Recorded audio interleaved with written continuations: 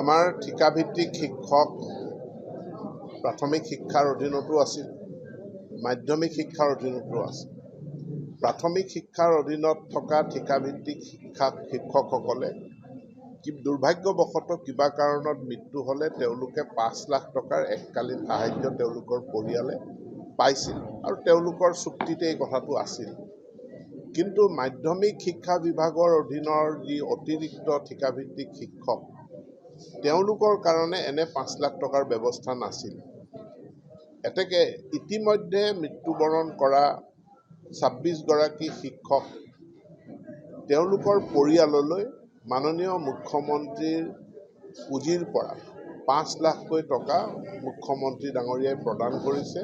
আজি আমি সেই দুৰ্ভগীয়া পৰিয়ালৰ হাতত এই ৫ লাখ টকাৰ চেকসমূহ প্ৰদান কৰোঁ।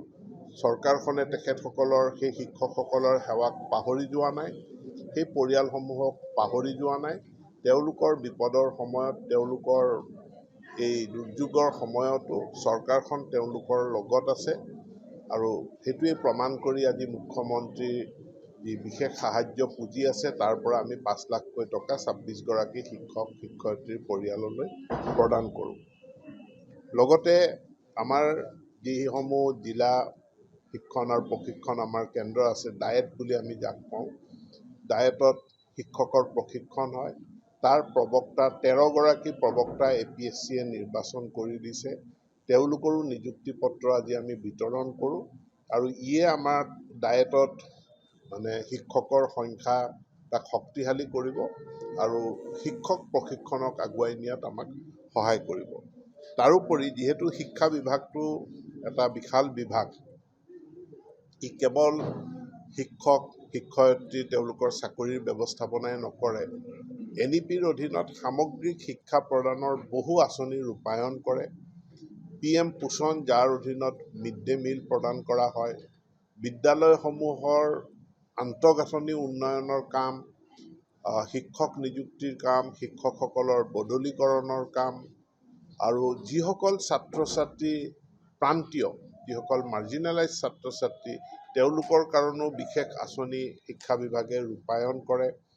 প্ৰান্তীয় বা মাৰ্জিনেলাইজ ছাত্ৰীসকলৰ কাৰণে কস্তুৰবা গান্ধী বালিকা বিদ্যালয় আছে বা আমাৰ নেতাজী সুভাষ চন্দ্ৰ বসু আৱাসীয় বিদ্যালয় প্ৰতিষ্ঠা হৈছে। এটা সামগ্ৰিক শিক্ষা বিভাগৰ অধীনত কি কাম কৰি থকা হৈছে, এক সামগ্ৰিক প্ৰতিবেদন সহ এখন পুস্তিকা সমগ্ৰ শিক্ষা বিভাগে আজি প্ৰকাশ কৰি উলিয়াইছে। এইখন আমি আনুষ্ঠানিকভাৱে মুকলি কৰোঁ। ইয়াত শিক্ষা বিভাগৰ প্ৰয়োজনীয় প্ৰাথমিক তথ্যসমূহ অসমৰ আমি দিবৰ কাৰণে চেষ্টা কৰিছোঁ। গুণোৎসৱৰ পৰা আমি কেনেকুৱা ফলাফল আমি লাভ কৰিছোঁ তাকো আমি ইয়াত সন্নিৱিষ্ট কৰিছোঁ। আৰোহণ আঁচনিত আমি কেনেধৰণে মেধাৱী ছাত্ৰ ছাত্ৰীসকলক আগুৱাই নিছোঁ, আন্তঃগাঁথনিৰ ক্ষেত্ৰত আমি কি কৰিছোঁ, এই তথ্যসমূহে মই ভাবোঁ যে চিভিল ছ'চাইটিক আৰু আমাৰ সংবাদ মাধ্যমক শিক্ষা বিভাগৰ কাম কাজ সম্পৰ্কে অৱগত কৰা, তাক স্ক্ৰুটিনাইজ কৰাৰ কাৰণে সহায় কৰিব বুলি মই আশা ৰাখিছোঁ।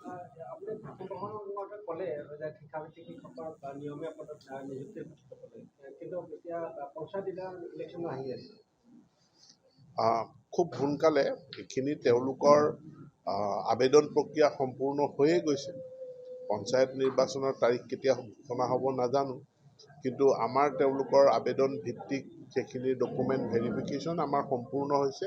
যিকোনো এটা শুভ দিনত আমি নিযুক্তি পত্ৰসমূহ বিতৰণ কৰিম।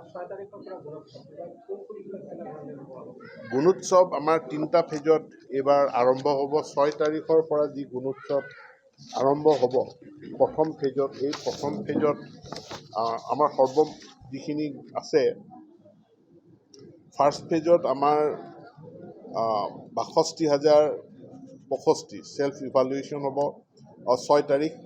6 জানুৱাৰীত আমাৰ চেল্ফ ইভালুৱেশ্যন হ'ব। এক্সটাৰ্নেল ইভালুৱেশ্যন 7 তাৰিখৰ পৰা 9 তাৰিখ হ'ব। আৰু ফাৰ্ষ্ট ফেজত যিখিনি জিলা আছে সেইখিনি হ'ল বৰপেটা, বজালী, শ্ৰীভূমি, কামৰূপ, কাৰ্বি আংলং, কোকৰাঝাৰ, লখিমপুৰ, নগাঁও, শিৱসাগৰ, চাউথ চালমাৰা, মানকাছাৰ, ওদালগুৰি। মই নিজে 7 তাৰিখৰ দিনা লখিমপুৰত, 8 তাৰিখৰ দিনা শিৱসাগৰত আৰু 9 তাৰিখৰ দিনা কামৰূপ জিলাত মই নিজে বিদ্যালয় পৰিদৰ্শন কৰিম আৰু মই বাকী সকলোকে আহ্বান জনাইছোঁ, চিফ ছেক্ৰেটাৰীৰ পৰা আৰম্ভ কৰি অসম চৰকাৰৰ বিষয়াসকল, মহাবিদ্যালয়ৰ শিক্ষক বা উচ্চতৰ মাধ্যমিক বিদ্যালয়ৰো যিসকল পোষ্ট গ্ৰেজুৱেট টিচাৰ আদি কৰি বিভিন্ন বিষয়া কৰ্মচাৰী এই এক্সটাৰ্নেল ইভালুৱেটৰ হিচাপে জড়িত হ'ব। আৰু মই ভাবোঁ ইতিমধ্যে গুণোৎসৱৰ ফলস্বৰূপে আমি বিদ্যালয় শিক্ষাৰ গুণগত মান যথেষ্ট উন্নত কৰিবলৈ সক্ষম হৈছোঁ। আন্তঃগাঁথনি উন্নয়নতো আমি যথেষ্ট কাম কৰিছোঁ। এইটো বিত্তীয় বৰ্ষতে, এই 2024-25 যি বিত্তীয় বৰ্ষ আছে, এইটো বিত্তীয় বৰ্ষতে শিক্ষা বিভাগৰ আন্তঃগাঁথনি উন্নয়নৰ কাৰণে প্ৰায় 6,000 কোটিতকৈ অধিক টকাৰ প্ৰশাসনিক অনুমোদন দিয়া হৈছে। তাৰে বহুখিনি কাম সম্পূৰ্ণ হৈছে।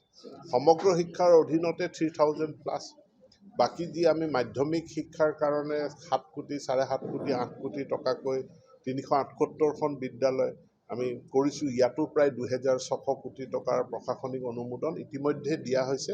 বহু বিদ্যালয়ত কাম আৰম্ভ হৈছে। ছেকেণ্ড ফেজটো 14খন ডিষ্ট্ৰিক্টত হ'ব। বাক্সা, চিৰাং, চৰাইদেউ, ধেমাজি, ধুবুৰী, গোলাঘাট, হাইলাকান্দি, হোজাই, যোৰহাট, কামৰূপ মেট্ৰ', শোণিতপুৰ, তামোলপুৰ, তিনিচুকীয়া আৰু ৱেষ্ট কাৰ্বি আংলং।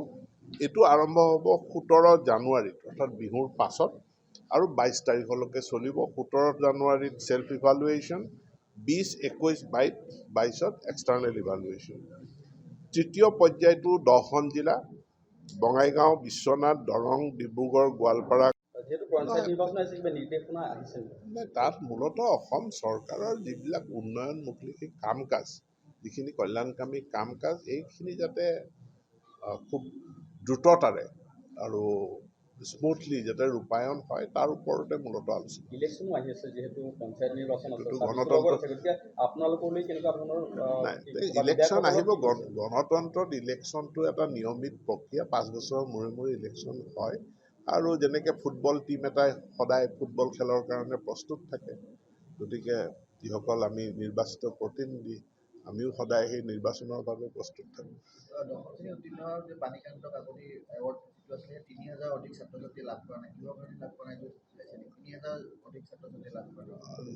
3,000 তথ্যটো আপুনি ক'ত পালে?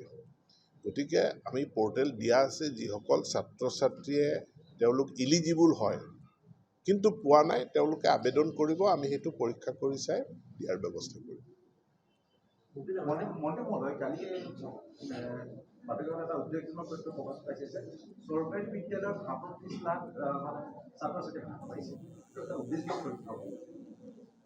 চাওক, এইটো এটা উদ্বেগজনক বুলি আমি পোনছাতেই ক'ব নোৱাৰোঁ, কাৰণ কোনোবা বিদ্যালয়ত ছাত্ৰ ছাত্ৰীৰ সংখ্যা কমিছে, কোনোবা বিদ্যালয়ত বাঢ়িছে, কোনোবা জিলাত কমিছে, কোনোবা জিলাত বাঢ়িছে। মই আজিয়ে আপোনালোকক তথ্য দিছোঁ যে অসমৰ যিসমূহ চাহ বাগিচা মডেল স্কুল, তাত আমাৰ হুৰাহুৰে ছাত্ৰ ছাত্ৰীৰ সংখ্যা বাঢ়িছে। তো বহু বিদ্যালয়ত ছাত্ৰ ছাত্ৰীৰ সংখ্যা বাঢ়িছে। গতিকে ছাত্ৰ ছাত্ৰীৰ সংখ্যা কমিছে, এই কথাটো আমি পোনছাতে ক'ব নোৱাৰোঁ। তাৰোপৰি আমি কৈছোঁ যে আগত ছাত্ৰ ছাত্ৰীসকলৰ ডাটা যি ধৰণে মেইনটেইন কৰা হৈছিল, তাৰ তুলনাত এতিয়া বহু স্বচ্ছতাৰে ডাটা মেইনটেইন কৰা হৈছে। গতিকে শিক্ষা সেতু, আমাৰ ইউডাইছৰ তথ্য আছে, শিক্ষা সেতুৰ তথ্যও আছে। গতিকে আল্টিমেটলি আমাৰ ছাত্ৰ ছাত্ৰীৰ সংখ্যা কমিছে নে বাঢ়িছে, আমাৰ GER-টো কেনেকুৱা, ইয়াৰ পূৰ্বে আমাৰ যদি প্ৰাথমিক পৰ্যায়ত গ্ৰছ এনৰলমেণ্ট ৰেচিঅ' চাই 100% হ'ব লাগে, কিন্তু গ্ৰছ এনৰলমেণ্ট ৰেচিঅ' সেইটো 106%, 110% দেখাই থাকে। অৰ্থাৎ এটা নিৰ্দিষ্ট বয়সৰ ছাত্ৰ ছাত্ৰী যিমান আছে, তাতকৈ বেছি ছাত্ৰ ছাত্ৰী আমাৰ বিদ্যালয়ত আছে। অধিক কেনেকৈ হ'ল? তাৰমানে কোনোবা ছাত্ৰ ছাত্ৰীৰ ডাবল এণ্ট্ৰি আছে বা ক'ৰবাত ভুৱা এণ্ট্ৰি আছে। গতিকে সেইবিলাক এতিয়া ক্লিন কৰা হৈছে, আৰু ক্লিন কৰাৰ কাৰণেও সেই যিখিনি অতিৰিক্ত বা ডাবল এডমিশ্যন দেখুওৱা হৈছিলে, সেই ছাত্ৰ ছাত্ৰীৰ সংখ্যাটো কমিছে হৈছে। অন্যহাতে আপোনালোকে নিজেও কোনো যদি বিদ্যালয়বিলাকত গৈ পেলাই খবৰ কৰে, তেনেহ'লে দেখিব চৰকাৰী বিদ্যালয়ত ছাত্ৰ ছাত্ৰীৰ সংখ্যা বাঢ়ি আছে।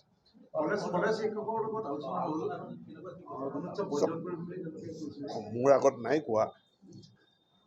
কলেজ শিক্ষকসকলৰ তেওঁলোকৰ ছাৰ্ভিচ ৰিলেটেড কেইটামান মেটাৰ আছে।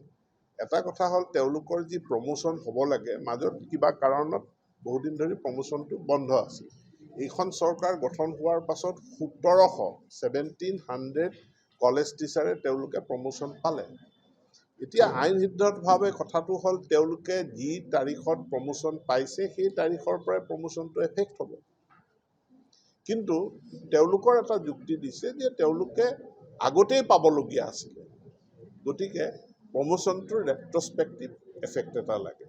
এইটো এটা প্ৰশাসনিক বিষয়। আমি অন্যান্য আমাৰ যি বিভাগসমূহ আছে, পাৰ্চনেল ডিপাৰ্টমেণ্ট, ফিনেন্স ডিপাৰ্টমেণ্ট, তাৰপিছত আইন বিভাগ, তেওঁলোকৰ লগত আলাপ কৰিম। এইটো আলোচনাৰ মাধ্যমেৰে সমস্যাটোৰ সমাধান হ'ব। সেইটো তেওঁলোকৰ কথা। সামগ্ৰিকভাৱে আমি কোনেও ৰাজ্যখনৰ ক্ষতি হোৱা কোনো কাম কৰিব নালাগে। আমাৰ সকলোৰে দায়বদ্ধতা আছে। আজি অসম চৰকাৰে অসমৰ বিদ্যালয় শিক্ষাৰ গুণগত মান উন্নত কৰাৰ কাৰণে আমি নিৰন্তৰভাৱে চেষ্টা কৰিছোঁ। য'ত ৰাজ্যখনৰ মুখ্য সচিবগৰাকীৰ পৰা আৰম্ভ কৰি উচ্চপদস্থ বিষয়াসকল, DC-সকল, মানে জিলাধিপতিসকল, সকলো ইয়াতে এক্সটাৰ্নেল ইভালুৱেটৰ হিচাপে জড়িত হ'ব। বহু সংখ্যক কলেজৰ শিক্ষক তেওঁলোকো জড়িত হৈ আহিছে আৰু বিগত দিনত কলেজ শিক্ষকসকলে উৎকৃষ্ট সেৱা আগবঢ়াইছে আৰু মই আশা কৰোঁ যে তেওঁলোকে এইবাৰো সেই উৎকৃষ্ট সেৱা গুণোৎসৱত আগবঢ়াব। মই সকলো মন্ত্ৰীকে অনুৰোধ জনাইছোঁ, কিন্তু কেতিয়াবা কি হয়, অন্যান্য নিজৰ বিভাগীয় ব্যস্ততাৰ কাৰণে কাৰোবাৰ কিবা অসুবিধা হ'ব পাৰে। পৰাপক্ষত সকলো মন্ত্ৰী বিধায়ক ইয়াত জড়িত হ'ব। নাই, তেখেতে জনাব।